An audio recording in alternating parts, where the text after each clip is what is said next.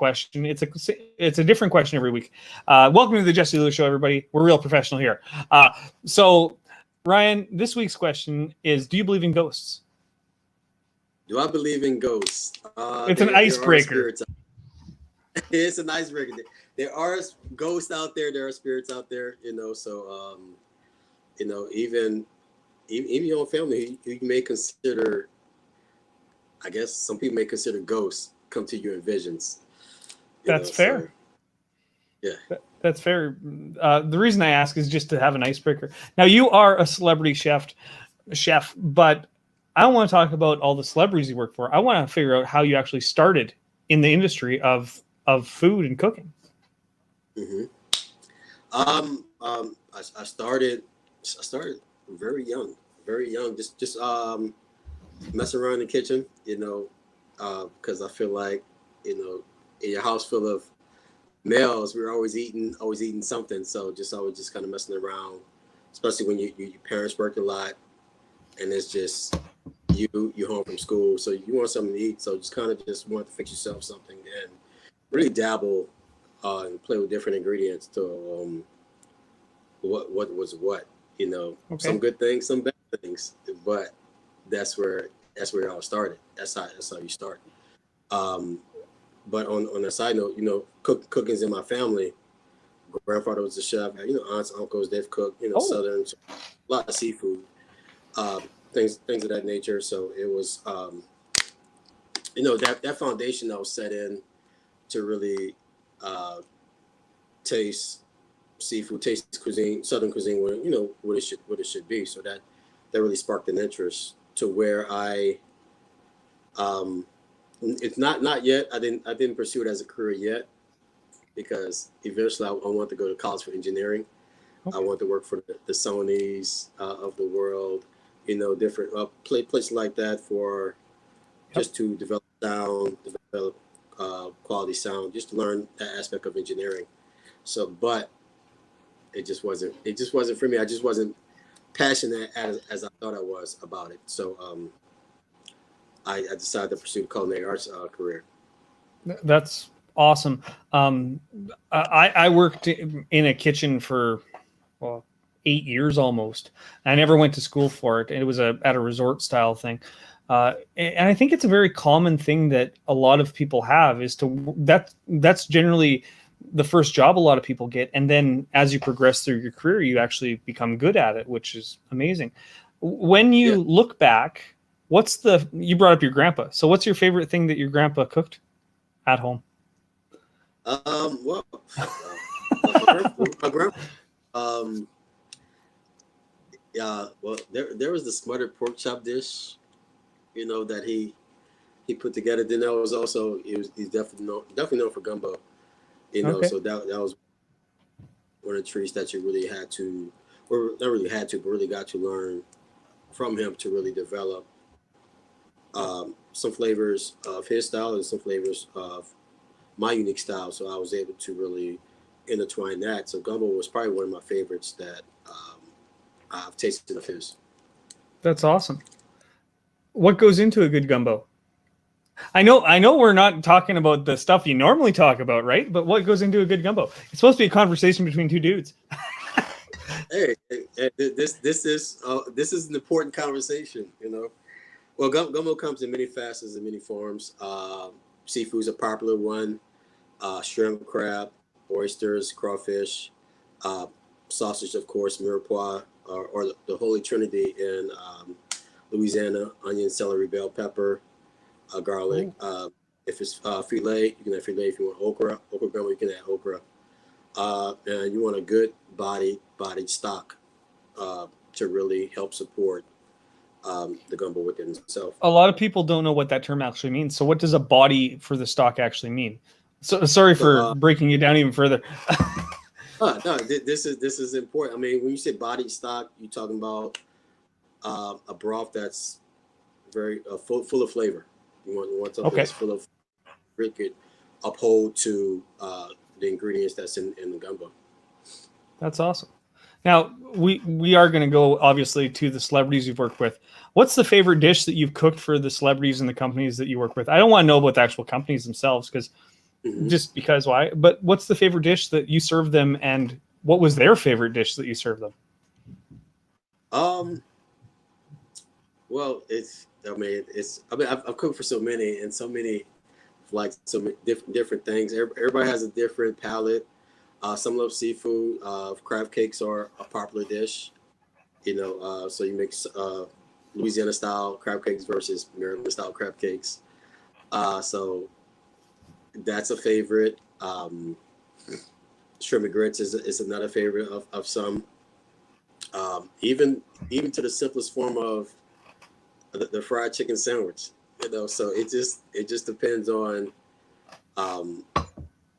on the person but I have other clients who eat clean, want a cleaner lifestyle to where you're able to take ingredients and really create something special.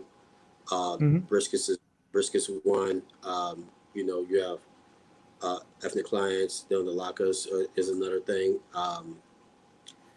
Lot of barbecue, lot of barbecue during that time, especially times like now during the summertime, Yeah. tons and tons of barbecue. So you're from the south. I'm from way north of everybody. Like I live in Canada. So you're able to get fresh ingredients all the time. And by fresh, I mean you go out and you can pick them basically if you want to, right? Or at least go to the market and get them. What's the Yeah. difference that you find? I'm not sure if you've cooked in the far north, but do you find the flavor profile different after a few days of freshness being gone for transport and all the rest of that, or is the essential still there? I think it's how it's cared for. I think it's the quality that you pick out of these ingredients versus specialty stores versus going to a generic store. Generic store, so many hands have crossed this product to where by the time it gets to you, it's the use of it is not the quality that you want. Yeah. So versus you go to a special store, you go to a farmer's market to where the care quality is at its highest peak. So that's what you really want to. That's what I noticed throughout different regions, not just up north, the south, even the west coast, even the east coast. So it's you as a person choosing you know what I want to choose to cook. How I want this handled. When I'm looking at this product, is it up to the standard that I want, or is it okay? Are you concerned about quantity, or are you concerned about quality? So that's something a person really has to ask themselves. That's awesome. One of the things I do is I garden my own food, quite a bit of my own food. I don't eat any vegetables, but I actually have a garden for my kids. With your spice line, how so you have a bunch of rubs, and uh, when you look at that, how what is the process of keeping that flavor profile in the rub? Because it's dried spices, it's not necessarily completely fresh. Does that make sense? How does it cared for to actually keep it in there? And how do you design one of these things? That's another question that most people never think about. What brain power went into this? What process was it? Well, for your first question, to really keep the freshness and the quality it's the ingredients that you use. Okay. Even dried ingredients, even dry spices. You know, great care goes into that too. Um, knowing when if you're making small batches, so you're able to Mm, turn over the freshness of ingredients. So it's constant rotation. You constantly creating fresh products. So by the time it gets to a consumer's hand, they open and they smell it. They really can smell the freshness and quality of it. You know, um, part two of your question, it developed. It developed in my kitchen. I've always wanted to put out a spice collection. To appease to really show people, okay, this is how I cook. This is how I eat. So I would want you to do the same in your own prospective kitchens. So, we kind of play with spices, play with formulas to really till it to the perfect formula was found. So that's how it came about. Then you have to move on to getting it tested. trying it Mhm. on, trying it on people before you actually take it uh, to the market. So you try it on in different events, different dinner parties. So that's where I spent like a summer just trying different ones out till you really got a raw reaction out of people. So that's what I knew. I had something. They didn't know I was trying it out on them, but it was a test. It was a test. Well, So that's awesome. I take Go it to ahead. the I manufacturer. apologize. No, you good.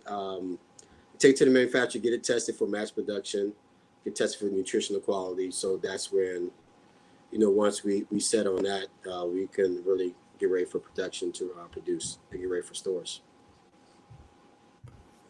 So for those of you that want the spices, there's a link below. It has all his. It's scrolling, so go there.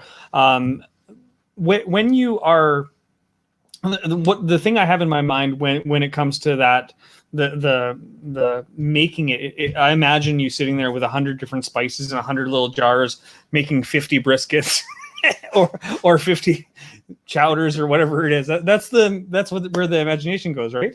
But Yeah. it wouldn't have to all be in one day. It would be over the course of the summer, right? So that's Well, awesome.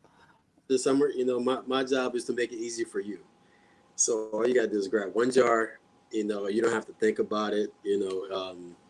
And just rub your steak, rub your chicken, seafood, vegetables, whatever, and just go. So get the job and go. So further north, rubs aren't used a lot. It's usually a sauce, like a barbecue sauce. How do you feel about that? A sauce versus a rub? Um, I think both are needed. Okay. Both are needed. Because you're building blocks, you're building flavors. So you start with a rub, because not only you think about a rub, you think about it as a dry marinade. You add some, Okay. yeah, olive oil. You can add, vinegar if you want. You can add lemon juice or acid. You have a wet marinade. So you have something that's really intensely building inside your steak, your chicken, or even your seafood. So you kind of really help and build flavors to enhance your eating experience. Now, developing a sauce, that only helps build it further. So Mm-hmm. now your product goes from being simple to being complex.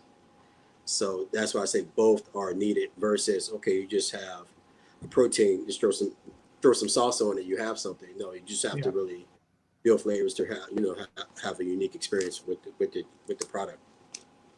Awesome. If people could only choose one of your spices that you have available on the site, which one would you tell them to pick? And I know it depends on usage, but which one is the best for everything? That's a tough one. Well, the most versatile for everything is the Creole, Okay. spice. So chicken, seafood, lamb, pork, shellfish. If you're a vegetarian, you can use it. If you're vegan, you can use it. So that's probably the one I would tell people to really get. That's awesome. When so you didn't do the engineering thing, but you did do the chef thing. Are you glad you didn't do the engineering thing? Um, yeah, I mean, I wouldn't change anything. I wouldn't change any decision, anything for the world, because it's you can see what a passion is. You know, um, there's so much involved in cooking, and if you really look at it, it's a form of engineering within itself.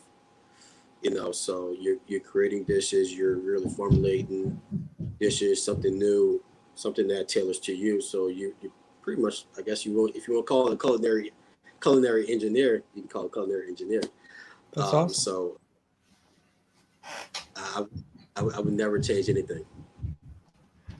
So when you're working with celebrities, are you doing mainly personal cooking for them, or are you doing events for them? What type of stuff are you actually doing for them?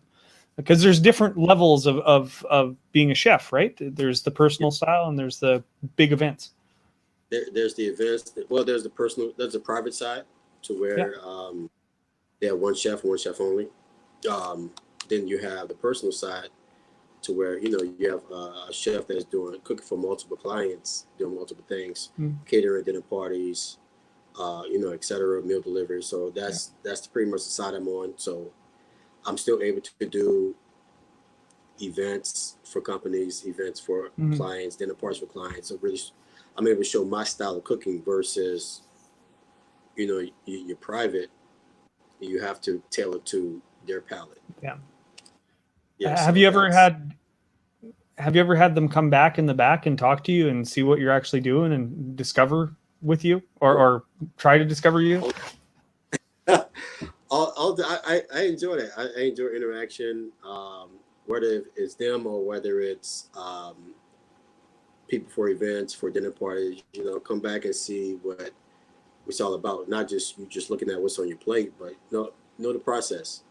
Know the process because some do enjoy to cook themselves, so they just want to ask questions and really get to know how the preparation starts and ends.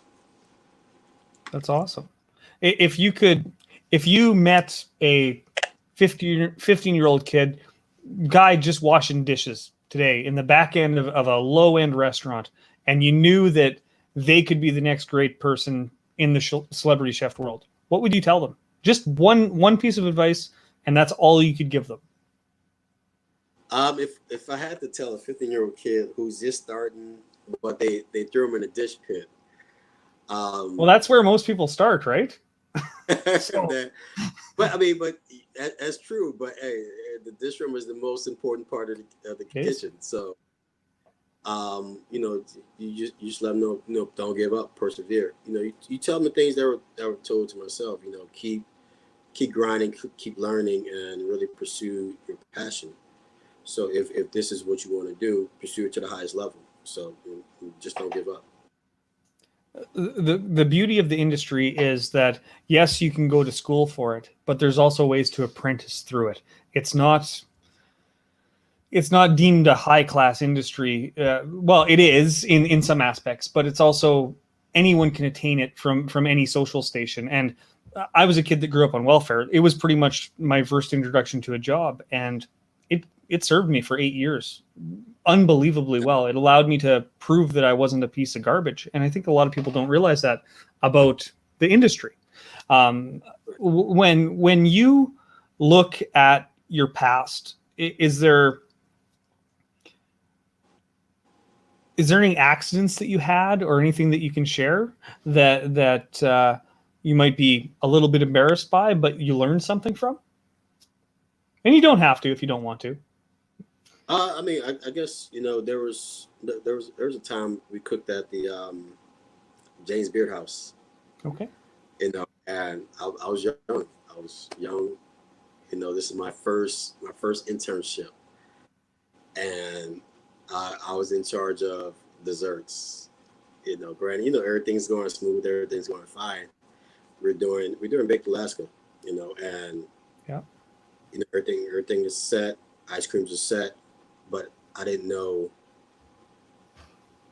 that the freezer wasn't working. So they never said anything. The maintenance crew never said there was no sign, there Yeah. was nothing on saying this is not working. So we put it in, everything's fine, and by time for service, you pull it out, or right before service starts, you pull it out, and it's melted. It's melted. So it was like the longest walk Mm-hmm. I've ever taken in my life. You have to tell the chef you Yep. messed up dessert. It's a very important dinner. Initially because it may not have been your fault, but you're assigned to that station, so technically it's your fault.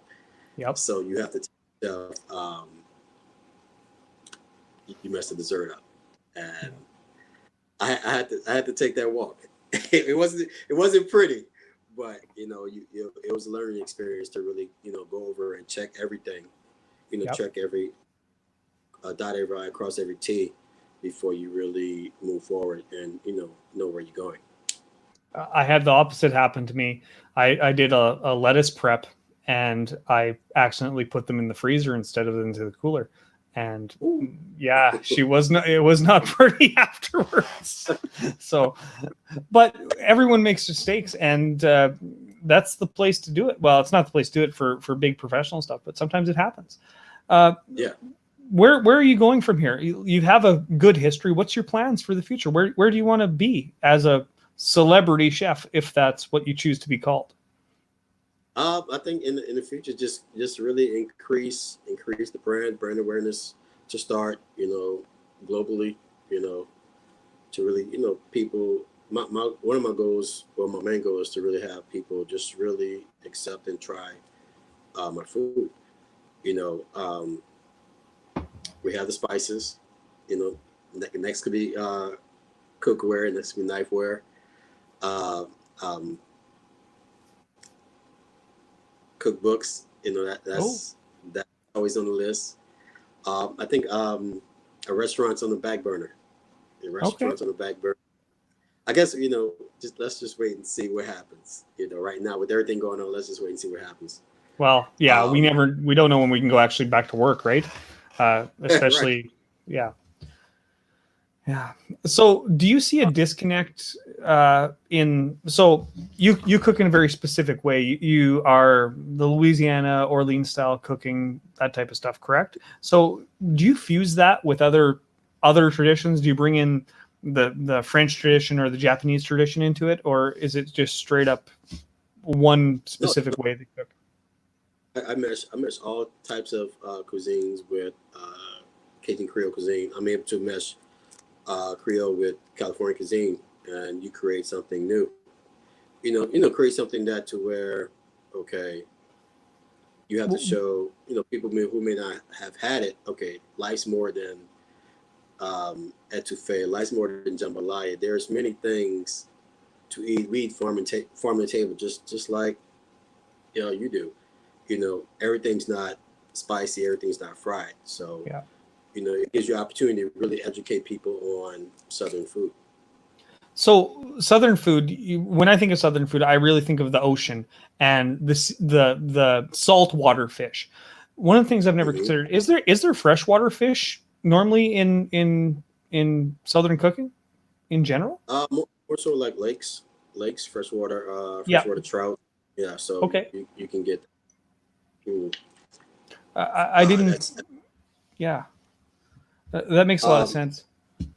Popular trout and Medine, which is you can use freshwater trout, just create a good dish with that. Lemon juice, garlic, almonds, and just season that. Just spoon that over your trout. So that's a quick version of trout and Medine. Yeah, we use just fresh water. Salt water, lots of vegetables. Love the sugar cane down there. Sugar cane can be used in various ways. One of my favorites is using it as a skewer. Really? Cane skewer. Use it for shrimp. Throw it on the grill. Throw it on the barbecue, and you can grill it that way. So there's many forms to really using the products that you have in different regions, especially in the South. Do you find that the Southern style, I know it's expanding, but every cooking style is expanding, right? Everything's starting to become fused. Do you find that people, compared to when you first started cooking to now, do you find that more people actually know what Southern style is?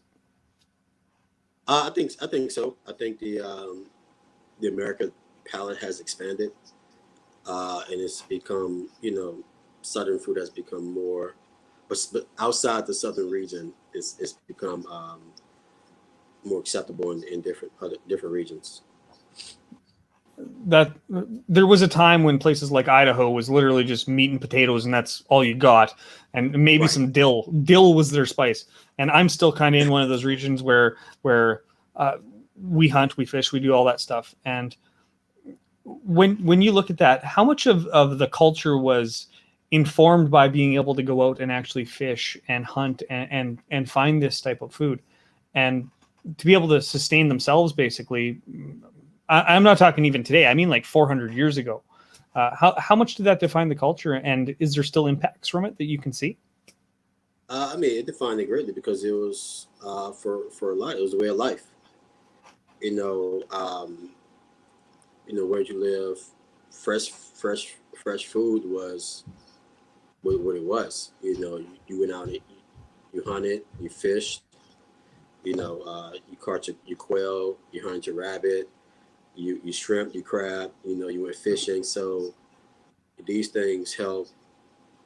You know, um, not only teach people about cooking, but teach them about survival, teach them about Hmm. lifestyle. So it helped pave the way to what it is now. Granted, things now are moving a lot faster, but people still hone those skills to where I want to go hunt. Hmm. You still want to go fish. So people still have do fishing excursions, things like that, or just go out on the lake or go out in the ocean, just go deep sea fishing. So it's still a form of survival for eating and the way we live. You talked about brisket earlier. Brisket, what would have been the meat of choice for brisket down there originally before cattle were brought over? Would it have been like elk? What's the wildlife down there? I know it's a weird question. I'm a hunter. I actually go hunt elk and Mm-hmm. deer and stuff. So what type of animals? Well, large game animals would be available down there. Deer, deers, Deer, there's deer, really? deer, yeah, oh yeah, Hmm. deer, duck. Hunt wild duck, a wild deer, quail, pheasant. Okay. Um, those to name a few that you see people in the southern regions hunt. I Hunt know as a it's a sport weird or hunt. question. No, that's a and, very good question and it was because off topic. Yeah. because I'm sure where you at, elk is very popular. Yeah, where I'm at, we've got elk, deer, moose. A lot of Americans have never seen a moose because they don't move down south. But moose is some of the best meat you can ever get, and bear. But we are at the end of our interview. We've hit our 30 minutes, and that's all I'm going to hold you for. Where can people find your stuff to get it? We know the website down there, but are you on Instagram, Twitter, Facebook, all those places? Yes, I am on Instagram at Nola Chef 212, and Okay. also at Rondino Culinary, and my Facebook is Rondino Culinary Designs and Rondino Spice Collection. Twitter at Chef Ryan Rondino, my YouTube channel at Chef Ryan Rondino, and of course my website Rondino Culinary Designs. Somewhere down there. I do want to thank you for coming on. I know it's a weird interview. It's probably not what you're used to, but like I said at the beginning, I want to know you, not necessarily you and your culture, not necessarily what you've done in the past, if that makes sense. I honor you for Right. being here. Thank you. Is there anything closing words that you have for anybody anything motivational that you want to say? Yeah, just motivational to whether you're starting out cooking or whether you're going through a pandemic to where your restaurant may have been shut down or you don't know which way to turn. Just keep pursuing, keep persevering, and really achieve the goals that you have set for yourself. So, and everything will work out. Thank you, Ryan. Once again, I honor you for being here, and I thank you for coming on my tiny little show. Everybody, Ryan, I'm not going to try to say your last name because I'll mess it up, but Chef Ryan, please check out his website, go get his stuff, and I'm going to end the broadcast. I'm going to ask you to wave bye-bye. Bye.